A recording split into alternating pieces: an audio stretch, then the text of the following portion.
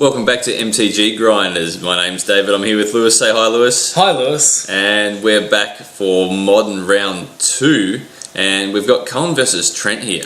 Now, Cohen is on Storm, and Trent is on Esper, the greatest hits. Greatest hits of Esper, which includes a Liliana there. I know he's also playing Snapcaster Mage, Lingering Souls, probably Path to Exile, Remand. Now, both players have mulligan to 5. Which is probably not so good for the Storm player. No, Trent leads off with a Thought Scour. 2 in the bin. That's a Mana Leak. I didn't see what the first card was. That Path?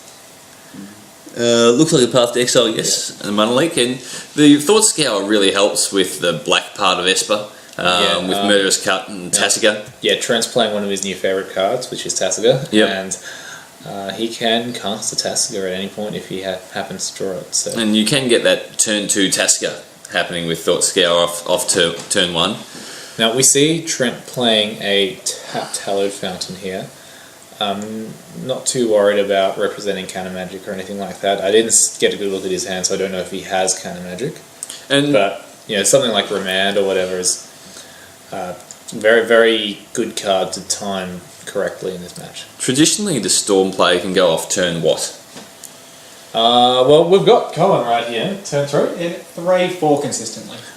Pretty consistently turn 3 or 4. Do you sometimes have those turn 2? It's a God hand, very rare. God hand, turn 2, alright. So, hence the tap land there from Trent. He's really not expecting a turn 2 and loss. Cohen's played Pyromancer Ascension, a potentially strong card, but Trent's played one of my favourite cards in the entirety of Magic, the Lingering Souls. It's a card I lost to from Trent later in the evening.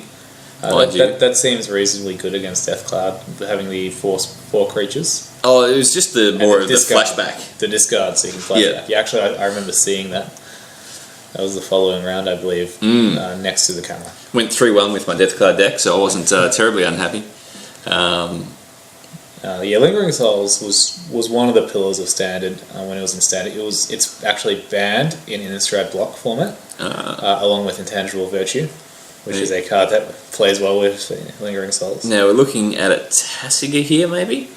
It looks like it. Exiling 4 cards, tapping 2 lands. He's got a Tasiga, he's leaving 2 mana up for whatever, a Remand, Mana Leak. And keeping the Lingering Souls in the bin, not exiling that one. I think it's probably good to keep your flashback spell in the graveyard. Yep. In fact, he's just flashing it back right now. So he's got 4 Spirit tokens. He's just laying in the pressure. I think he's trying to just race the Storm deck here. And we'll have to get some Trents and better tokens, because those are not morph creatures. I apologise. Not morph creatures. They are Lingering Souls tokens. Now, Cohen is at a disadvantage having access to fewer than 7 cards from his starting hand. He's just trying to figure out how much damage he's going to take next turn. Those dice are a little out of our camera range. He's just trying to figure out how many turns he might have to be able to combo out here. Now, I've seen Cohen do some decent plays with his Storm deck in the early game, just using Grapeshot aggressively against threats in the early game, and he's able to flash it back later with Passing Flames. Sure. So, and it looks like he's going to do something like that. What's that he's playing now? Is that a Ritual? But I think it hits a Remand. And Cohen says, thanks very much. Up, Let's go to game 2.